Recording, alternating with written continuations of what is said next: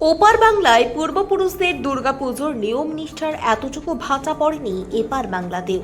দেশভাগের কারণে প্রায় ৮০ বছর আগে ছিন্নমূল হতে হয়েছিল ওই শিকদার পরিবারকে। তারপর থেকে স্থায়ী ঠিকানা আলিপুরদুয়ারের ফালাকাটা ব্লকের জটেশ্বর ২ নম্বর গ্রাম পঞ্চায়েতের নবনগর। বহু পুরনো রীতি মেনে এখনও দুর্গাপুজো হয় ওই শিকদার বাড়ির ঠাকুর দালানে। পুজোর কয়েকদিন শিকদার বাড়ির সদস্যদের সঙ্গে মিশে যান প্রতিবেশীরাও। পরিবারের সদস্যদের কাছে থেকে জানা গিয়েছে, বাংলাদেশের শিকদার বাড়িতে প্রথম ওই পুজো শুরু হয়েছিল সেই অনেক বছর আগে। তারপর থেকে প্রাচীন রীতি মেনে আজও পুজোর রেওয়াজ ধরে রেখেছেন শিকদার পরিবারের সদস্যরা। জানা গিয়েছে, প্রতিমা প্রায় ৪ থেকে ৫ কিলোমিটার দূর থেকে কাঁধে করে নিয়ে আসা হয় এবং কাঁধে করেই দশমীতে বিসর্জনও দেওয়া হয়। এলাকার প্রায় ১-১৫০ লোকজন ওই প্রতিমা আনার দিন সামিল হন।